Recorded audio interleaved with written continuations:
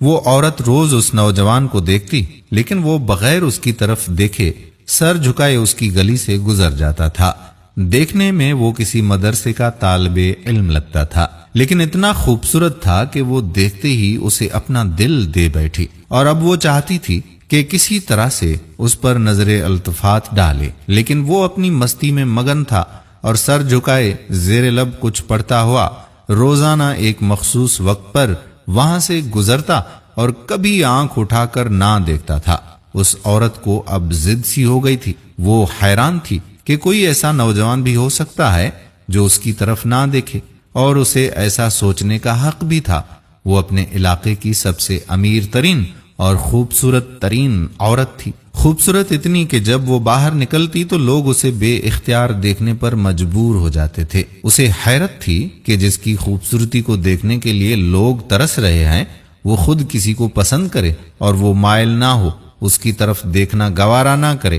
اپنی انا کی شکست اور خوبصورتی کی توہین پر وہ پاگل ہونے لگی تھی، اور کوئی ایسا منصوبہ سوچنے لگی جس سے وہ اس نوجوان کو حاصل کر سکے، اس کا غرور توڑ سکے، اپنا غلام بنا سکے۔ آخرکار شیطان نے اسے ایک ایسا طریقہ سمجھا دیا جس میں پھنس کر وہ نوجوان اس کی بات مانے بنا رہ نہیں سکتا۔ اگلے دن جب وہ نوجوان اس گلی سے گزر رہا تھا تو ایک عورت اس کے قریب آئی اور کہنے لگی کہ بیٹا، میری مالکن تمہیں بلا رہی ہے۔ نوجوان نے کہا، اماں جی، آپ کی مالکن کو مجھ سے بھلا کیا کام ہو سکتا ہے؟ اس عورت نے کہا کہ بیٹا، اس نے تم سے کوئی مسئلہ پوچھنا ہے، وہ مجبور ہے، خود باہر آ نہیں سکتی، اس لیے آپ کو بلایا ہے۔ نوجوان اس عورت کے ساتھ چلا گیا۔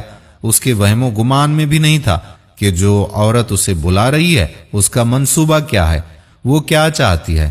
وہ تو اپنی فطرتی سادہ دلی کی وجہ سے اس کی مدد کرنے کے لیے اس کے گھر میں داخل ہو گیا۔ اس کے ذہن میں تھا کہ شاید کوئی بوڑھی عورت ہے جو اپنی کسی معذوری کی وجہ سے باہر آنے سے قاصر ہے۔ نوکرانی نے اسے ایک کمرے میں بٹھایا اور انتظار کرنے کا کہہ کر وہاں سے چلی گئی۔ تھوڑی سی دیر کے بعد کمرے میں وہی عورت داخل ہوئی۔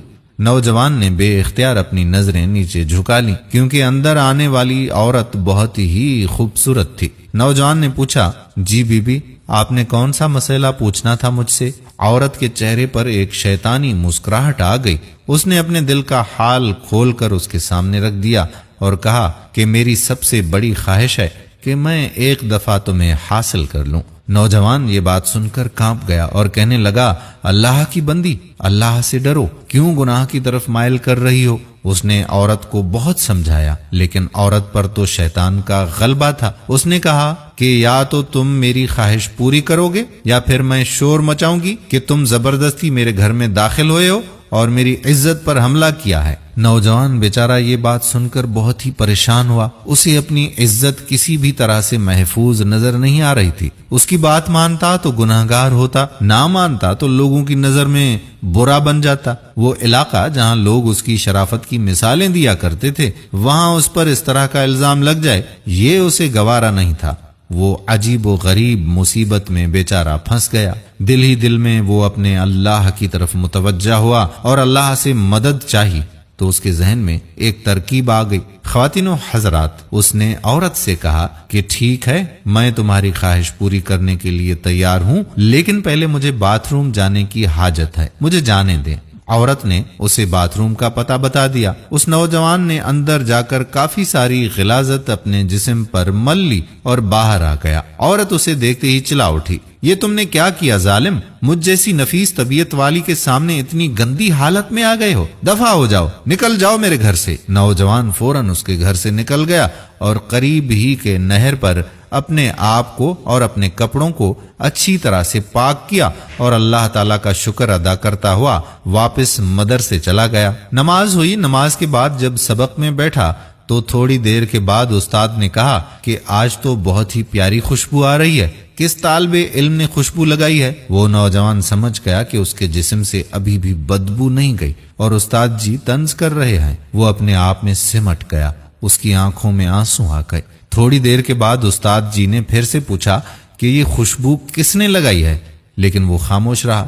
آخرکار استاد نے سب کو ایک ایک کر کے بلایا اور خوشبو سونگنے لگے۔ اس نوجوان کی باری آئی تو وہ سر جھکائے استاد کے سامنے کھڑا ہو گیا۔ استاد نے اس کے کپڑوں کو سونگھا تو خوشبو اس کے کپڑوں سے آ رہی تھی۔ استاد نے کہا کہ تم بتا کیوں نہیں رہے تھے کہ یہ خوشبو تم نے لگائی ہے؟ نوجوان رو پڑا، کہنے لگا استاد جی اب اور شرمندہ نہ کریں، مجھے پتا ہے کہ میرے کپڑوں سے بدبو آ رہی ہے لیکن میں مجبور تھا۔